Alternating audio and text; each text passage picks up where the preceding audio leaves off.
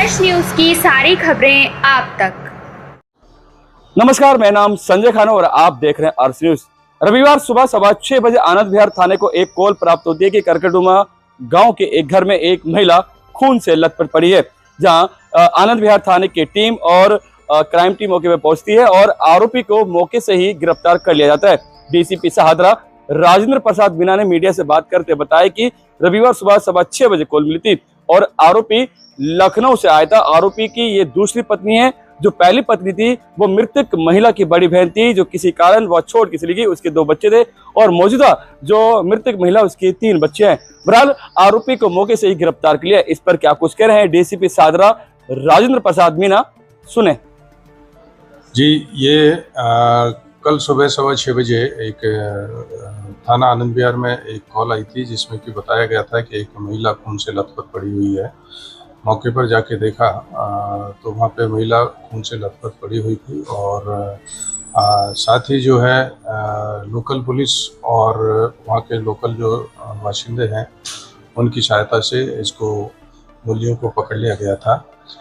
Further जब पूछताछ की गई तो इस महिला का नाम सोनम जोशी पता लगा, जो कि अनुज जोशी की वाइफ थी, जो कि नोएडा में रह रही थी और कोई किसी के घर में मेड का काम कर रही थी। ये घटना के से एक दिन पहले अपनी जेठानी से मिलने यहाँ पे आई हुई थी। करकटडुमा गांव में जो रहती है उनसे मिलने के लिए आई हुई थी। तो इसका पति जो कि लखनऊ में रहता था, उनको पता लगा, उनकी जेठानी से उन्होंने बात की होगी और जब समाचार पूछे होंगे तो उन्होंने बताया कि जो है आपकी वाइफ भी हमारे यहाँ पे आके रुकी हुई है।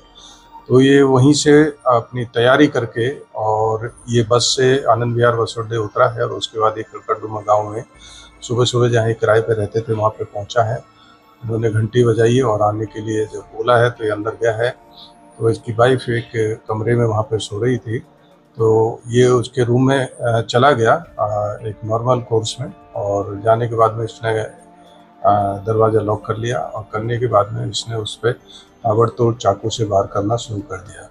और उसके बाद ये जैसे ही भागने लगा तो कुछ लोकल पुलिस और जो वहाँ के लोकल लोग थे उनकी मदद से इसको घटना स्थल पर ही वहीं थोड़ी दूर ही उसको एप्रीहेंड कर लिया गया।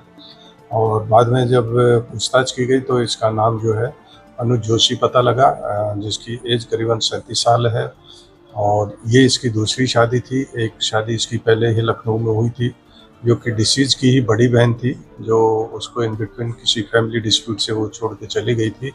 उससे उनके 2 बच्चे हैं जिसमें एक लड़का एक लड़की, और इस जो डिसीज वाली है इससे भी 3 बेटियां हैं। तो इस तरह जो है इसको अवैध संबंधों का शक था, जिसके चलते उसको गुस्सा आया और उसने इस घटना को अंजाम दिया। घटना में प्रयुक्त जो हथियार जो चाकू था वो बरामद कर लिया गया है और मुलजिम को अरेस्ट करके और उसको जेल भेज दिया।